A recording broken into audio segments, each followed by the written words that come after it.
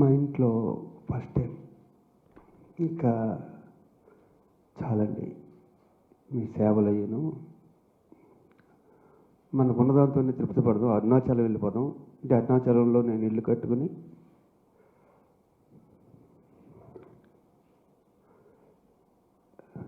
ఇండస్ట్రీని వదిలిపెట్టి ఎవరైనా కళ్ళంట నిలబెట్టుకుంటే పెద్ద ఇష్టం ఉండదు, అందులో మగాడు పెట్టుకుంటే అసలు ఇష్టం.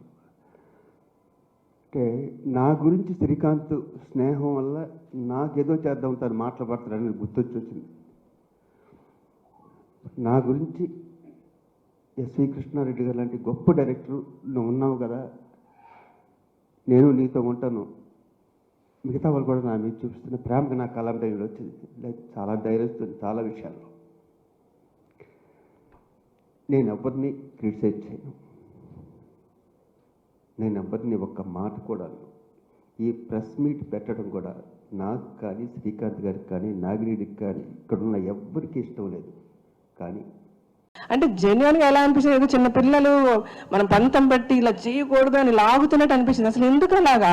అసలు నాకు ఇది వద్దే వద్దు, నేను అరుణాచలం వెళ్ళిపోదాం అనుకున్నాను, నన్ను అందరూ బలవంతం చేసి పెట్టి కూర్చోబెట్టి లాగారు దీనికి ఆయన. అసలు ఓడిపోయిన తర్వాత అయిపోయింది కదా, ఇంకా ఇప్పుడు కూడా ఎందుకు ఇలాగ వేలాడుతుంది ఆయన మేమా? నాకైతే నిజంగా చాలా చాలా షాకింగ్గా అనిపించింది. ఇదే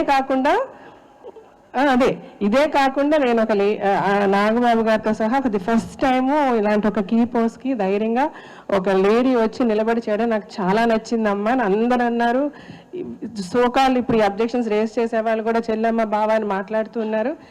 నా గురించి కూడా, నా ఎలిజిబిలిటీ గురించి కూడా మాట్లాడాల్సిన అవసరం వచ్చింది to the election officer. And after మీ winning, after so many people realizing and telling so you are the right person అని చెప్పిన తర్వాత కూడా ఇప్పటికి కూడా నా ఎలిజిబిలిటీ గురించి మాట్లాడాల్సిన అవసరం ఏముంది?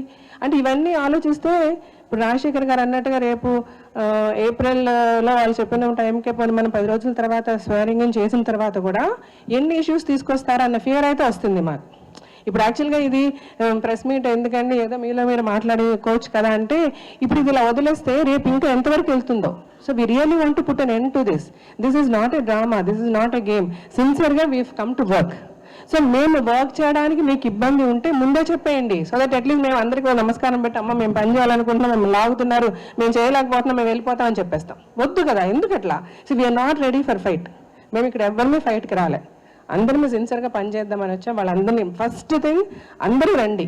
తను అన్నట్టు శ్రీకాంత్ గారు ఫోన్ చేస్తే కూడా రాజశేఖర్ గారు అదే అన్నారు, శ్రీకాంత్ గారు నేను గెలిచినా నువ్వు ఉండాలి నాతో, ప్రతిదీ నాకు చెప్పాలి, యూ షుడ్ గైడ్ మీ అని అన్నారు. ఆయన అంత బాగా మాట్లాడారు. సో వీఆర్ ఆల్ వన్ అని అనుకుని పనిచేయాలని అనుకుంటున్నాం.